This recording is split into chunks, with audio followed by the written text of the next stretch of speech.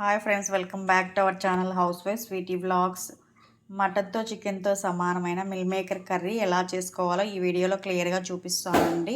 Mill మేకర్ను hot వాటర్లో ఒక 10 minutes soak చేసి పెట్టుకున్నాను. ఈ సోక్ చేసి పెట్టుకున్న మిల్ మేకర్ని అంతా పిండేసుకుంటున్నానండి.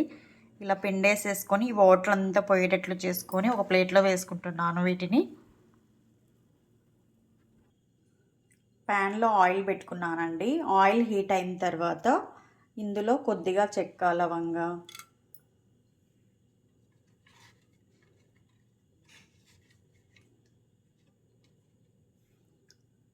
కొద్దిగా కాజు, కొద్దిగా కరివేపాకు అన్నీ వేసుకొని వేయించుకుంటున్నాను. ఆనియన్స్, అల్లం వెల్లుల్లి పేస్ట్ వేయించుకుంటున్నానండి. ఆనియన్స్లో కొంచెం సాల్ట్ వేసామంటే ఆనియన్స్ త్వరగా వేగిపోతాయి. టమాటాను కూడా వేసుకొని వేయించుకున్నానండి. మిల్ మేకర్ అంతా నీళ్ళంతా వంపేసి పిండి పెట్టుకున్నాను. ఈ మిల్ మేకర్ను కూడా ఇప్పుడు వేసేసుకుంటాను. ఈ మిల్ మేకర్ను కూడా వేసేసుకుంటున్నాను ఇందులో.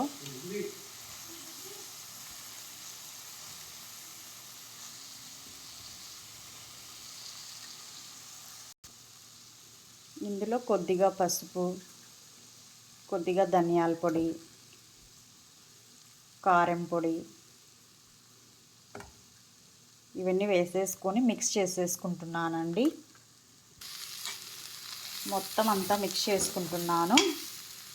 ముందే వాటర్ వేసుకోకుండా ఇలా మిక్స్ చేసుకొని వేయించుకోవడం వల్ల పచ్చివాసన అనేది రాకోకుండా టేస్ట్ చాలా బాగుంటుందండి. ఇదంతా ఆయిల్లో మగ్గిపోతుంది మిల్ మేకర్ మొత్తం. ఇప్పుడు కొద్దిగా వాటర్ వేస్తున్నాను.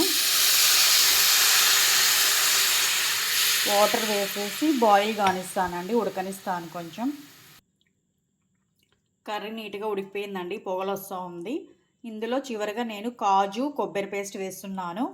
కాజు, కొబ్బరి పేస్ట్ వేయడం వల్ల మనకి చిక్కదనం వస్తుంది, రుచి ఇంకా ఎక్కువగా ఉంటుంది. ఎంతో రుచికరమైన మిల్ మేకర్ కర్రీ రెడీ అయిపోయిందండి. గుమగుమలాడిపోతూ ఉంది, ఫ్లేవర్ వస్తూ ఉంది, పొగలు వస్తున్నాయి చూడండి. కర్రీ అంతా చపాతీలోకైనా, రోటీలోకైనా, బిర్యానీలోకైనా, కలర్ రైస్, బగార్ రైస్ వేటిలోకైనా చాలా బాగుంటుందండి. హై ప్రోటీన్ వెజిటేరియన్ ఇది.